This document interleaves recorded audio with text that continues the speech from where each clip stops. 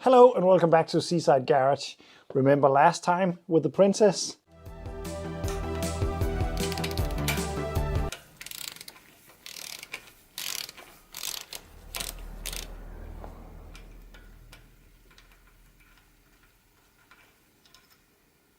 No. What I was trying to do last time was to fix, or at least find out why the tappets are so noisy. So I took out all the shims and measured them. They are pretty much all out of whack. One of them was really bad. So I have swapped a couple around to make it better and flipped them all as well. So maybe that will quiet it down. I'm not really sure about that. The good thing is, in the process of all this, I've actually got in contact with someone who got shims for this. So when all is back on, I can measure once again, get a proper reading now that everything is tightened down proper and all that, and hopefully get the shims that I need, if it is still noisy. But what I found out last time was that one of the bolts has been welded once before. It snapped. I don't think it has been tightened to the spec ever, because it's really hard to do that with a welded bolt like that. I tried to re-weld it in a in a short moment of optimism. It didn't work. It snapped again. I was actually lucky to get the broken piece of the bolt out of the cylinder head. That could have been a pretty messy thing. But I was a bit worried about it because these engines are rare. These cars are rare. So finding a bolt could end up being quite difficult. Some of you guys actually told me that you had the bolt lying around and you were willing to send it to me. Thank you a lot for that. You guys are mostly from England, which is not a big problem, but I am in a bit of a hurry to get this out again because I just got it MOT'd. I want to drive it. So I was trying to see if I could get one locally. So I made a post on a Danish British Motoring Corporation Facebook page asking for the bolt. Someone commented, someone I know called Ulrik, because he knows someone, as he put it, a guy who got all the part numbers in the head, which is amazing. I don't know if it's true, but a couple of minutes later he commented the part number for the bolt that I need, which is pretty amazing. By the way, Ulrik got a YouTube channel as well. He got a lot of weird cars, much like me, Morris Minors, old Peugeots, old Morrises, a lot of old school motorcycle like MZ and stuff like that. So I will leave his channel in the description because there's a lot of interesting stuff that I think some of you might enjoy. Anyway, with the part number, he actually found the bolt for me. I didn't even bother to search eBay because I thought if I do, I will just find the bolt in England and it will take at least a week, most likely a couple of weeks. But Ulrik actually searched for me on eBay and he found the bolt. It's right here. And the bolt is an original spare part. It has never been used. And you know what? It was in Denmark. Not even that far away from me, but there is a very expensive bridge between me and the city that this was in, so I had to. So it was a lot cheaper to send it, of course. But take a look at this original bolt, and what are the odds that someone in the world had one of these lying around like this? And then being from, it's almost hurting me to destroy the sticker, but you cannot be too nostalgic about these kinds of things. But I cannot believe my luck. I think it's completely crazy to have one of these bolts. And even if you do have them, then put them up for sale. But some people are just the best. It's a bit old, it's a bit rusty actually, but it's the right one. Woohoo! So I'm gonna glove up and put the camshaft back on the car. And even though I really enjoy the Princess and I think a lot of the stuff on it is really brilliant made, or at least innovative. Someone mentioned that they thought it was a mix between a Citroën and a Lancia, and I totally agree. I can see what he's talking about. It's really it's really special. It's really quirky and still really, it's just a cool car. But I'm really annoyed about the fact that you cannot adjust the tappets, especially since I'm working on the Lada Niva engine. Just in background, I'm trying to restore or rebuild that engine. Would you believe it? I'm having problems with the cylinder head bolts. It just seems to be a constant problem for me. Anyway, more on that in a later video, maybe tomorrow. But on that one, even though it's overhead camshaft, you can adjust the tappets. You cannot do that on this one unless you have a lot of shims, which are not just easy to come by, at least not now. But anyway, I will fit that camshaft now. Oh no, before I do that, I have one more thing that I would like to show you, because very locally to me, there is a old breaker yard, I think it's called, with old cars. It's a place that I have been trying to visit for years, but every time I came there, it seemed completely abandoned. There is a house on the property that is almost collapsed. I really tried to get in contact with the owner. Apparently, it's been a breaker yard from the late 60s and all the way, at least to the 90s, new stuff came in. But from there, nothing new really came in, as far as I know. Anyway, all of a sudden, out of nowhere, the guy who bought the Tappet from me, Björn, wrote a message to me and told me that that breaker yard was open. They were having a yard sale. Apparently, the guy got ill, so the family helped him clean up.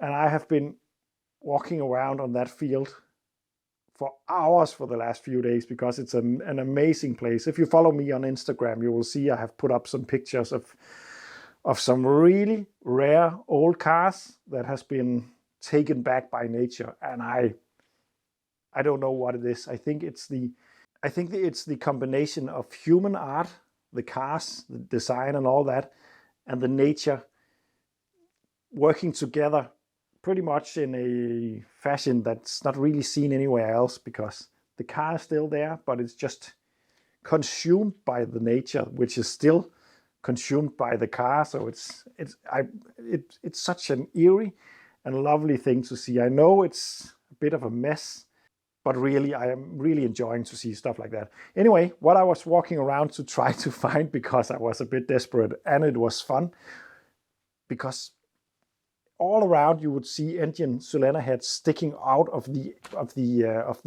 dirt. Actually, there was a complete big building that had collapsed, and I could see that cylinder heads were all around in there, but I didn't dare go in there. But the chances of finding that bolt, I think, would be okay, because there's not a lot of Austin Princess 2200. There was some. I think a lot of them were actually sold in Denmark. As far as I know, at least 3 of these green ones are surviving in Denmark, actually, still to this day. A lot of them were sold, but also, as some of you mentioned, the Austin Maxi also got an engine with the same bolts. It's just a 4-cylinder instead of the 6-cylinder. It's just cut away after 4 cylinders. So it's the same setup. So the chances of finding that, I thought, would be okay, but I didn't. I couldn't find it. But what I did find was pretty amazing.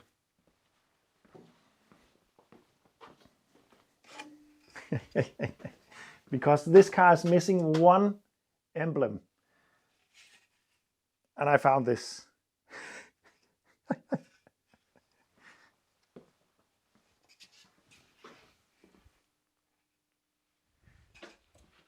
And to be honest, I cannot believe it myself, because this emblem is missing on my car.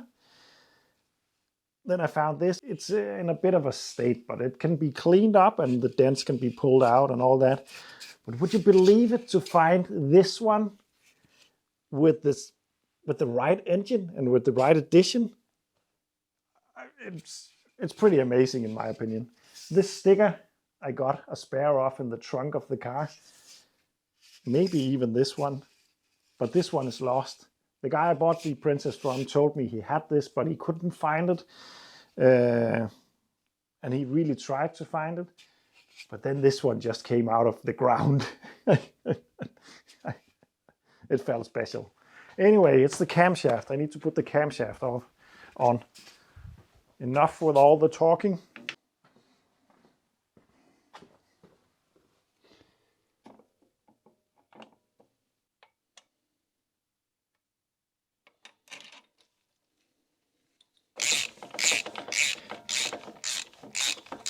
Feels so weird tightening down stuff like this because it's not flush. Because it's pushing down the valves, of course. So it feels like something is not lining up, but it is. So I'm putting it down slowly.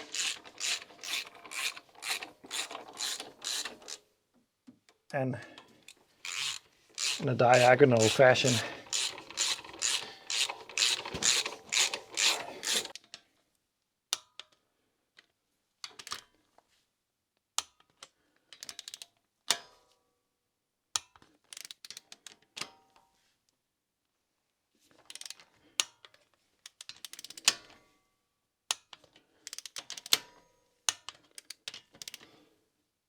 So all is well.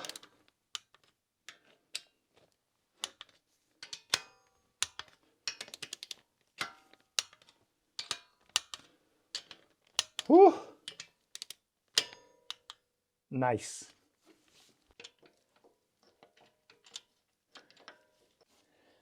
There we go, bang on.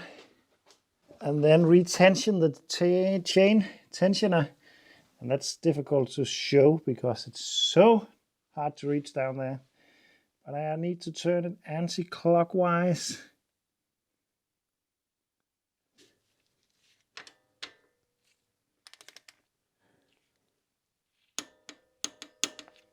Like that. Then let's get this cover back on. And don't ask me why I haven't used the time waiting on the part to polish this up, because that would be awesome. But I didn't. Oh wait, I need to check the clearances. I almost forgot. So it's time to check the clearance once again. And I'm going to jump cut this because it will be exactly the same as the previous video checking clearance, but I will take you back when I have measured everything so we can see if any difference occurred and what I need to fix it completely. So this is the old measurements and these are the new ones, and stuff has changed. I'm going to calculate some more later this evening to figure out which one I need, because some of them are still out, of course, and I need some new shims for those, but now I can actually get them. But I'd say the first one is an exhaust, is 50, and it's supposed to be between 46 and 051, so the first one is good. The second one is an intake. Before it was bad. The second one is an intake. This is also good now. Before it also was bad. The third one has not changed. It is slightly small. Number 4 is slightly big. Number 4 was before slightly big. It is now actually within spec. Number 5 was big. It is slightly less big now. Pretty close to being in spec. Number 4 is unchanged, still good. Number 7 is now really bad considering comparing it to before, because before it was 025, which was, by the way, let me rephrase it. Number 7 is now 50. This is the one I swapped with number 11. Before it was 025, which was tight. Now it's too big. That's better because tight is dangerous. But it still is way too big. It is supposed to be between 36 and 41. It's 50. But number 10, that before was 060, which was way too big and must have been really noisy, is now within spec on this. So as you can see, it's much better, but there's still room for improvement, but it's possible to fix using shims pretty easily. But there's another thing. Now, the tolerance is closer to being in spec, so I expect it to be less noisy, especially number 10 up here. That was before 060 on an intake. So that's one thing. Another thing is I'm pretty sure that broken bolt that was welded was hardly tightened up. Maybe because it snapped so easily when I tried to tighten it up to spec, and it's not very tight. It's only 2.8 kgm. So I have a feeling that maybe one of these has been quite loose. Maybe the whole assembly could flex a little bit, making that noise I was hearing. Maybe it wasn't even really the tappets. Maybe it was the entire assembly. I don't know. But what I do know is that I can now fit the valve cover and start the engine up. And if the noise level is better, then it's a success. But of course, I would like it to be a quiet engine, because that's one of the cool thing about this engine. So I will put everything back together and take a listen. And if I'm happy with it, then I won't do anything else. If not, then I'm going to calculate those numbers that I now have and get the right size shims for those that are still out of whack. Especially this one is a bit out of whack still. So it is a big improvement, at least in theory.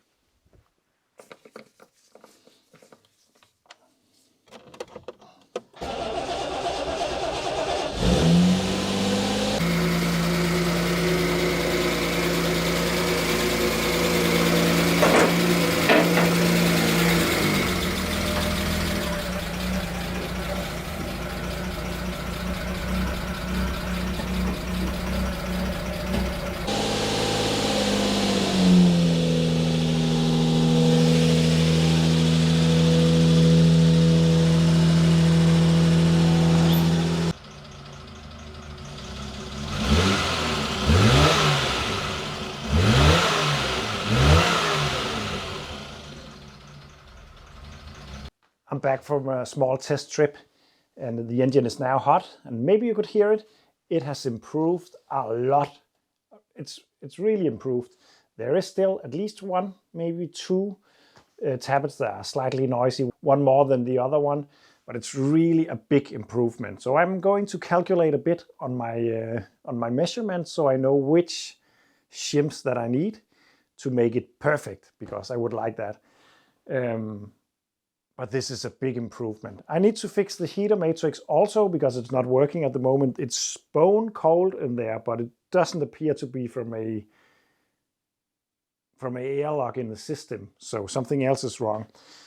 But it won't be today, because now the Princess is working again, and I can finish up the Lada Niva engine, so I can get the Lada Niva in here and put the engine in. So thank you for watching. I cannot believe my own luck of finding that bolt in the original wrapper locally. It is mind-blowing, to be honest. Anyway, thank you for watching, and see you in the next one.